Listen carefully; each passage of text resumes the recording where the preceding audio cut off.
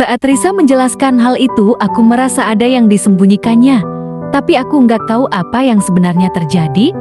Aku berusaha memaklumi sikap Risa, mungkin saja memang benar dia sedang punya masalah di kampus. Karena aku tahu bagaimana sifat Risa yang pasti saja selalu menceritakan apa yang dia rasakan. Tapi kali ini Risa sepertinya berbeda karena sudah mencoba untuk menutupi hal yang aku sama sekali nggak tahu.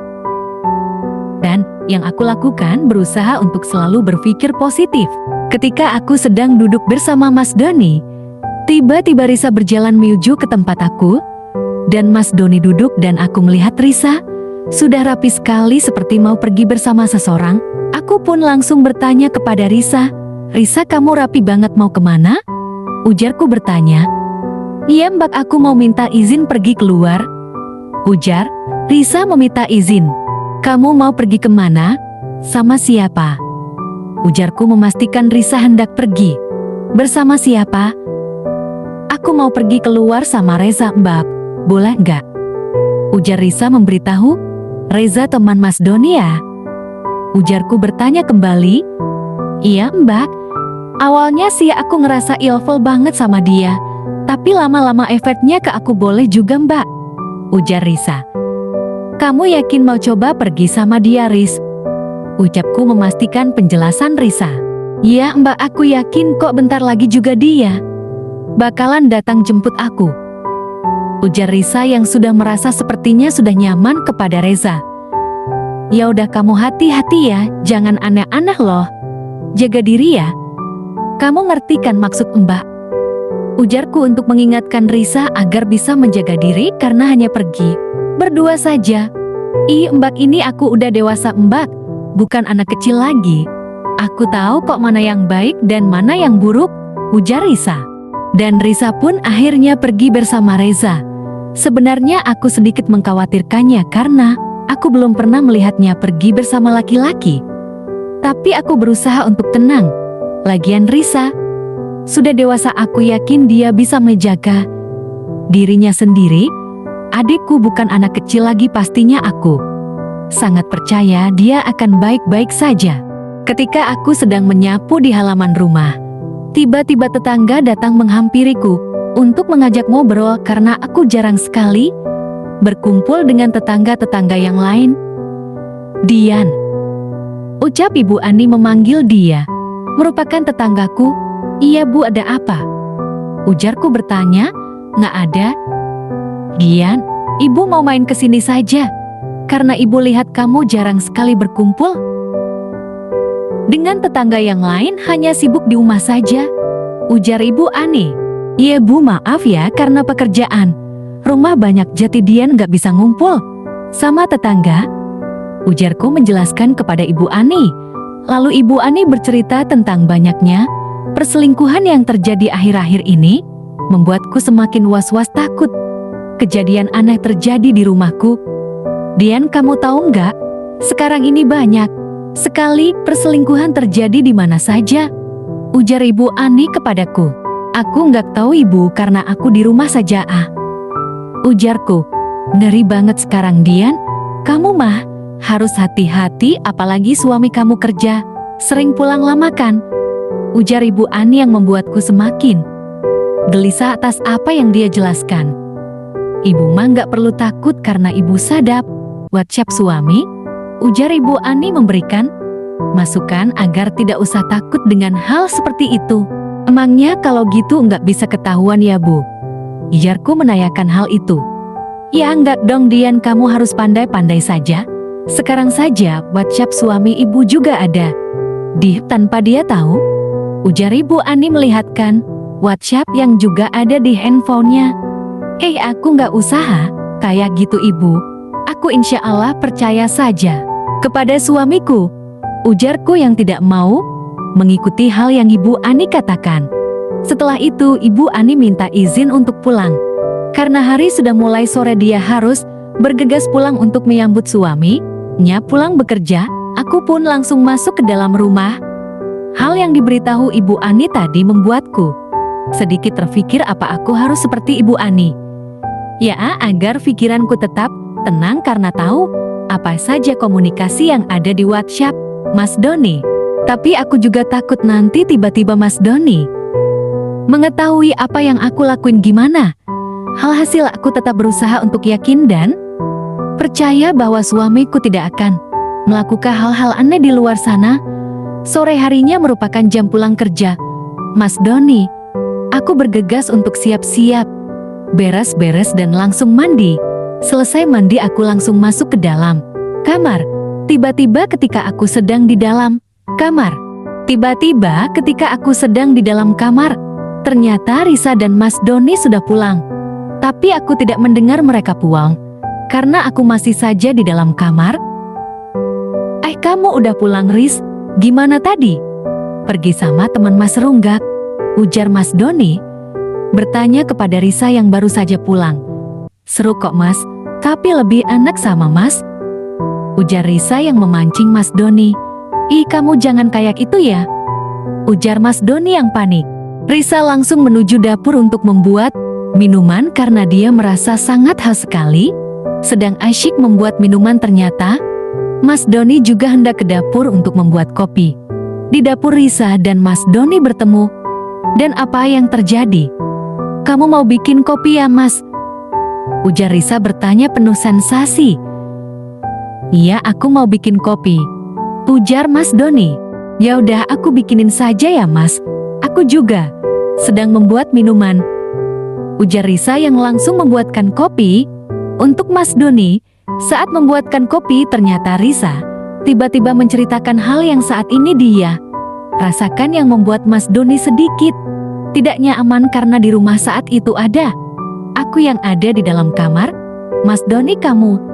Oh enggak, aku masih terbayang-bayang kejadian kemarin yang sama kamu. Sepertinya membayangkan itu hati aku nyaman banget, ujar Risa sambil menggoda Mas Doni. Iya Risa, kamu sadar? Kamu nggak boleh kayak gitu. Sadar, ujar Mas Doni yang membuat Risa sedikit kesal. Ayolah Mas, sekarang cuma ada kamu sama aku kok, ujar Risa yang tetap merayu Mas Doni penuh dengan sensasinya. Kamu gila Res, ada Mbak Dian loh di kamar, ujar Mas Doni penuh ketakutan. Karena Risa yang terus merayu Mas Doni sampai Mas Doni capek mendengar rayuannya. Akhirnya kejadian itu terulang lagi. Risa dan Mas Doni melakukan ciuman yang seperti mereka lakukan kemarin, tanpa mereka sadari akan ketahuan sama siapa saja yang tiba-tiba datang ke dapur dan melihat mereka seperti itu. Saat melakukan hal itu bersama Mas Doni, Risa merasa bahwa Mas Doni juga amat sangat nyaman bersamanya dan sepertinya Mas Doni juga menginginkannya untuk kedua kalinya. Setelah mereka selesai melakukan itu, tiba-tiba aku langsung menuju keluar kamar dan memanggil Mas Doni. Mas Doni, ucapku dari pintu kamar, tapi aku tidak mendengarkan suara Mas Doni membalas panggilanku. Akhirnya aku segera mencari Mas Doni. Tiba-tiba saat aku mau masuk ke dapur, aku melihat Mas Doni sedang berduaan bersama Risa. Suami dan adikku kenapa berduaan di dapur? Ucapku di dalam hati sambil melihat mereka. Aku langsung memergoki mereka yang tengah berduaan. Hai, kalian ngapain di dapur berduaan seperti ini? Ujarku yang terkejut melihat mereka. Mbak Dian, ini Mbak tadi dispensernya nggak bisa keluar air, makanya aku langsung minta tolong sama Mas Doni. Kebetulan aku melihat Mas Doni sudah pulang kerja, ucap Risa yang membuat alasan yang palsu agar aku percaya dengan omongannya. Iya, tadi dispensernya rusak dan Risa memanggilku untuk minta tolong, ujar Mas Doni yang juga berusaha untuk berbohong membuat alasan yang sama dengan Risa. Dispensernya udah bisa kan Ris? Mas mau ke kamar dulu? Ujar Mas Doni bertanya kepada Risa dan bergegas untuk menuju ke dalam kamar. Kamu mau istirahat Mas? Ucapku bertanya. Iya, aku ke kamar dulu, jawab Mas Doni. Ada Mes, ucapku langsung keluar rumah untuk membersihkan area luar rumah. Keesokan paginya, Risa kembali meminta izin untuk pergi keluar bersama Reza kali ini. Risa mulai merasa nyaman sekali dekat dengan Reza. Karena semakin hari aku melihat Risa terpandang, sumringah ketika mau pergi jalan bersama Reza. "Mbi, aku mau minta izin lagi ya mau pergi sama Reza," ujar Risa sambil tersenyum. "Ih, kamu lagi seneng banget ya pergi sama Reza," ujarku. "Mbi, ini bisa aja ah. Namanya juga anak muda, Mbak baru merasakan jatuh cinta," ujar Risa sambil melihat ponselnya karena ternyata Reza sudah sampai untuk menjemputnya. "Ya udah Mbak, aku pergi dulu ya," ujar Risa sambil bergegas keluar karena Reza sudah menunggunya di luar. "Ya udah, hati-hati ya adek," ucapku sambil mengikutinya keluar dari rumah. Setelah Risa sudah pergi bersama Reza, aku merasa Reza adalah anak yang sopan dan baik karena Risa saja bisa senyaman itu bersamanya. Terbukti Reza bisa membuat Risa bahagia. Sekarang aku berusaha untuk tidak berpikir buruk lagi tentang Risa. Pasti saja Reza akan menjaganya. Tapi terkadang hatiku berkata lain, apa? Jangan-jangan ada sesuatu ya yang terjadi di rumah yang aku nggak tahu? Atau mungkin saja ini hanya perasaanku saja yang sedang tidak enak. Apalagi mendengar cerita ibu Ani membuatku harus was-was tentang apa saja yang akan terjadi.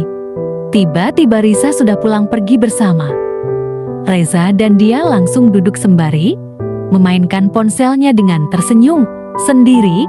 Apa jangan-jangan Risa seneng banget dia habis pergi bersama Reza tadi, makanya sekarang dia seperti itu. Aku langsung menghampirinya. Kamu senyum-senyum sendiri. Gimana Reza dek? Ucapku sambil meledekinya. "Iya, Mbak, ini bikin kaget saja," ujar Risa yang kaget melihatku menghampirinya. "Tahu nggak Mbak, rasa itu bener-bener baik dan royal banget sama aku. Terus ya Mbak, cara dia natap aku pas ngobrol itu loh. Ih, bikin aku salting sendiri Mbak," ujar Risa sambil membayangi Reza. "Kamu ini baru 2 kali pergi jalan sama dia aja udah baper banget," ujarku. "Mbak ini kan gak tahu gimana dia. Duh Mbak, lihat dia itu loh rasanya hangat benjet," ujar Risa yang menjelaskan bagaimana sikap Reza kepadaku. Begitulah sifat Risa yang tidak pernah berubah dari dulu, dimana siapapun yang pergi atau ngobrol sama dia pasti akan langsung nyambung dan langsung suka. Cara dia untuk langsung dekat bersama orang-orang baru itu sangat rapi sekali. Sedangkan aku terkadang masih canggung untuk berkenalan atau berkomunikasi dengan orang baru. Malahan terkadang juga nggak langsung bisa nyambung dengan orang baru. Berbeda sekali dengan Risa. Beruntung sekali rasanya jika memiliki sifat seperti Risa.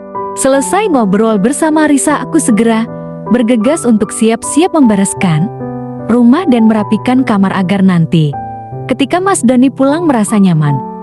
Karena rumah dan kamar sudah selesai aku bersihkan, dan juga aku nggak lupa untuk mempersiapkan makanan untuk Mas Doni. Aku berusaha untuk memberikan hal yang terbaik